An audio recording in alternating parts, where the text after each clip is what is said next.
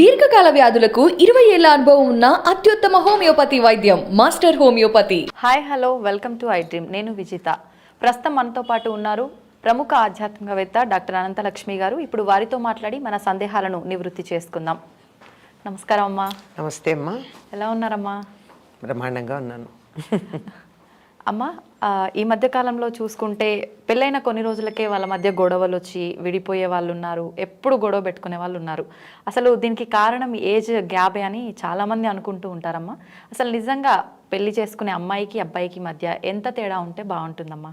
3 నుండి 6, 5 అలా ఏళ్ళు తేడా ఉంటే బాగుంటుందని చెప్తారు. ఓకే. ఐడియల్ 5, 4 అంటే కొంచెం ఇటు ఒకటి ఇటు అటు వచ్చాను. ఎందుకు ఈ తేడా ఉండాలి? అది కదా చాలామంది ప్రశ్న.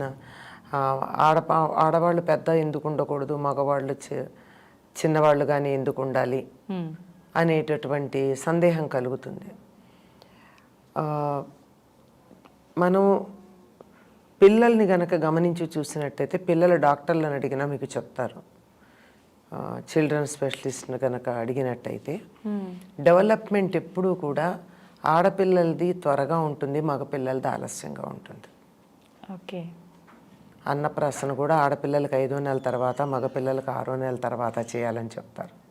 ఎందుకు ఇట్లా అంటే ఎదుగుదల స్లో మగపిల్లలకి, శారీరకంగా మానసికంగా. అందువల్ల వీళ్ళు త్వరగా ఎదిగిపోతారు.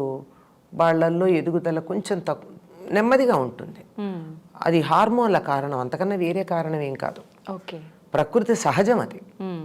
ఇందులో ఎక్కువ తక్కువ అని కాదు. సత్యాన్ని సత్యంగా, శాస్త్రం చెప్పేదాన్ని అంగీకరించటం ఆరోగ్యకరమైన మనస్సుకు సంకేతం, ప్రశ్నించకుండా.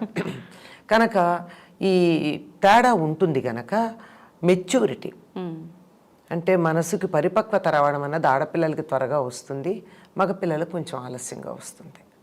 అందుకని తొందరగా ఈ వయస్సు తేడా కనుక ఉన్నట్టయితే ఆ జీవితం అంతా అలాగే కొనసాగుతుంది.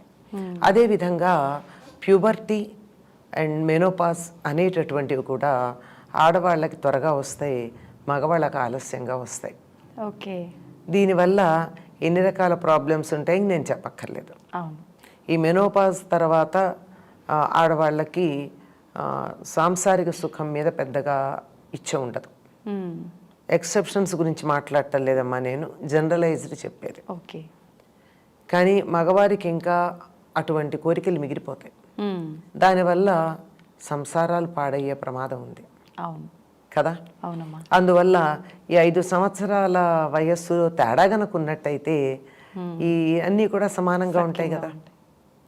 అలాగే నిర్ణయాలు తీసుకునే శక్తి కానీ, చక్కగా ఆలోచించగలిగిన శక్తి కానీ, సమస్యలను పరిష్కరించగలిగినటువంటి మానసిక శక్తి కానీ ఆడవాళ్ళకి త్వరగా వస్తుంది, మగవాళ్ళకి ఆలస్యంగా వస్తుంది. ఇంట్లో అమ్మాయి అబ్బాయి 2 ఉన్నారనుకోండి, ఆ 2లో చెల్లెలు అన్నగారి కన్నా 1 ఏడాది చిన్నదైనా అన్నగారికి బుద్ధులు చెప్తున్నా, అట్లా చేయకూడదురా, ఇట్లా చేయరా అని. మనం గమనిస్తాం కదా. అవునమ్మా. నేను అన్నని, నా మాట నువ్వు వినాలి అన్నా సరే చెల్లెలు చెప్పింది సరిగ్గా కూడా ఉంటుంది. ఎందుకంటే చెల్లెలు గొప్ప అని కాదు అక్కడ. స్త్రీలకి ఆ పరిపక్వత, మానసిక పరిపక్వత అన్నది త్వరగా రావడం ఒక్కటే కారణం.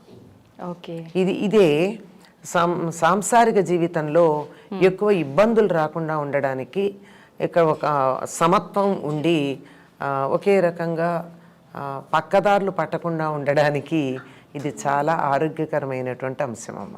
నిజంగా అంటే ఆడవారికి మగవారికి మధ్య వివాహ సమయంలో తేడా అనేది ఉండాలి అని పెద్దవాళ్ళు చెప్తుంటారు కానమ్మా, ఇదే రీజన్ అని అయితే చాలా మందికి తెలియదమ్మా. చాలా చక్కగా వివరించారు.